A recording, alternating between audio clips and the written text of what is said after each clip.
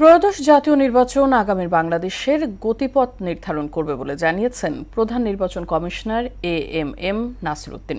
সকালে answer guard ব্যাটালিয়নের সদর দফতরে বিশেষ নির্বাচনী প্রশিক্ষণের উদ্বোধন অনুষ্ঠানে সুষ্ঠু ভোট আয়োজনে রাজনৈতিক দলসহ সবার সহযোগিতা কামনা করেন তিনি। এ সময় এআই দিয়ে তৈরি বিভিন্ন কন্টেন্টের বিষয়ে সবাইকে সতর্ক থাকার পরামর্শ দেন সিইসি। এমআর আসাদের রিপোর্ট।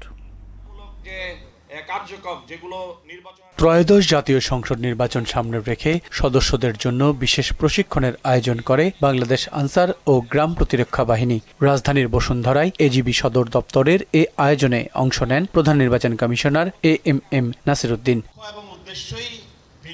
আনসার সদস্যদের দায়িত্ব পালনে নিষ্ঠার কথা স্মরণ করিয়ে দিয়ে তিনি বলেন, আসন্ন নির্বাচনে বাংলাদেশের ভবিষ্যৎ গতিপথ নির্ধারিত হবে। বাংলাদেশ এখন খুব একটা সংকটময় মুহূর্তে দাঁড়িয়ে আছে।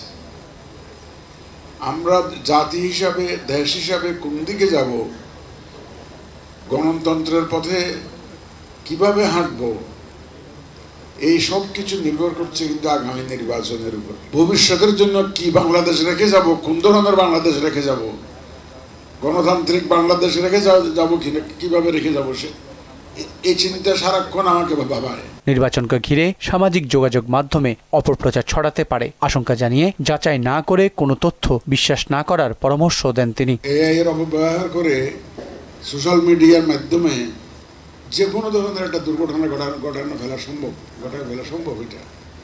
এবং যারা দুষ্ট লোক, যারা সমস্যা সৃষ্টি করতে চায়, তারা এই সুযোগটা নিতে পারে। সুষ্ঠু ও শান্তিপূর্ণ নির্বাচনের স্বার্থে সবার ঐক্যমতের প্রয়োজন বলেও উল্লেখ করেন সিইসি। রাজনৈতিক দলগুলো সবার সহযোগিতা ছাড়া একটা সুন্দর নির্বাচন করা সম্ভব না। এমআর আসাদ, মোহনা সংবাদ, ঢাকা। আর্মি দিয়ে বড় গেলে